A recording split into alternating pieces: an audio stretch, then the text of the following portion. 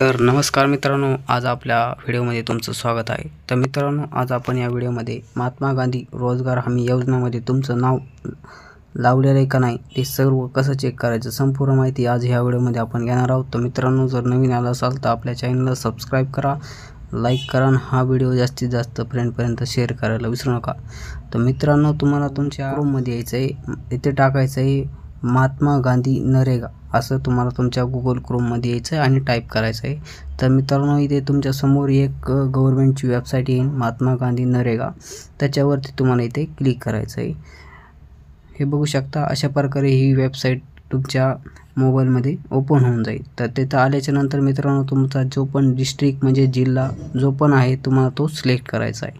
हे बघू शकता, इथे टोटल असे संपूर्ण जिल्हे इथे दिलेले आहेत। तर तुमचा जो पण तुमचा जिल्हा आहे तो इथे तुम्हाला सिलेक्ट करायचा आहे। बघू शकता, संपूर्ण जिल्हे इथे 34 जिल्हे इथे संपूर्ण दिलेले आहेत। तर इथे मित्रांनो आल्याच्या नंतर तुम्हाला जिल्हा सिलेक्ट करून घ्यायचा आहे। तर जिल्हा तुमचा सिलेक्ट करा। सिलेक्ट केल्याच्या नंतर मित्रांनो, तुमच्या समोर एक पेज ओपन होऊन जाईल। इथे DPC बीड असं तुमचा जो पण जिल्हा असेल ते इथे असं दिलेलं राहील। त्याच्यानंतर मित्रांनो, इथे ब्लॉकमध्ये तुम्हाला इथे तुमचा तालुका सिलेक्ट करायचा आहे। जो पण तुमचा तालुका आहे ते तुम्हाला इथे तालुका सिलेक्ट करायचा आहे। हे बघू शकता, आपण तालुका सिलेक्ट केलेला आहे। हे इथे बघू शकता, इथे तुमचा तालुका तुम्हाला इथे सिलेक्ट करायचा आहे। अशा प्रकारे तुम्ही इथे तुमचा तालुका सिलेक्ट करून घ्या। तालुका सिलेक्ट केल्याच्या नंतर मित्रांनो, तुमच्या समोर अजून एक इंटरफेस ओपन होऊन जाईल। तर त्याच्यानंतर तुम्हाला इथे पंचायत सिलेक्ट करायची, जे पण तुमची पंचायत असेल ते तुम्हाला इथे सिलेक्ट करून घ्यायचे।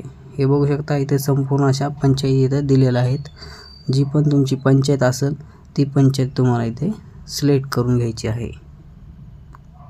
हे बघू शकता, पंचायत सिलेक्ट करून घ्यायची आहे तुम्हाला इथे।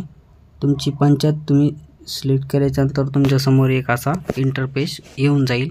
ग्रामपंचायत रिपोर्टमध्ये इथे संपूर्ण तुमचं इथे एक जॉब कार्डचं संपूर्ण इथे डिटेल्स तुम्हाला इथे दिसणार आहे।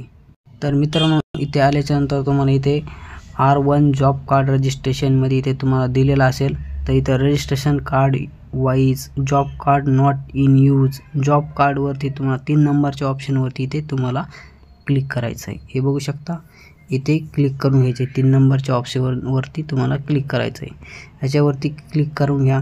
इथे क्लिक केल्याच्यानंतर मित्रांनो, इथे बघू शकता जॉब कार्ड एम्प्लॉय रजिस्टर, इथे संपूर्ण तुमचे जॉब कार्ड नंबर इथे बघू शकता, जॉब कार्ड नंबर आणि तुमचं नाव इथे दिसून येऊन जाईल। तर अशा प्रकारे मित्रांनो, तुमचं नाव इथे चेक करू शकणार आहात। तर त्याच्यानंतर मित्रांनो, इथे स्टेटसमध्ये तुम्ही चेक करू शकणार आहात तुमचं जॉब कार्ड ॲक्टिव्ह आहे का नॉन ॲक्टिव्ह आहे। हे बघू शकता। मित्रांनो, तुम्ही बघू शकता इथे हे नंबर दिलेले असतील, या नंबरवरती मित्रांनो तुम्हाला क्लिक करायचं आहे। हे बघू शकता, कोणत्या पण नंबरवरती तुम्हाला क्लिक करायचं आहे।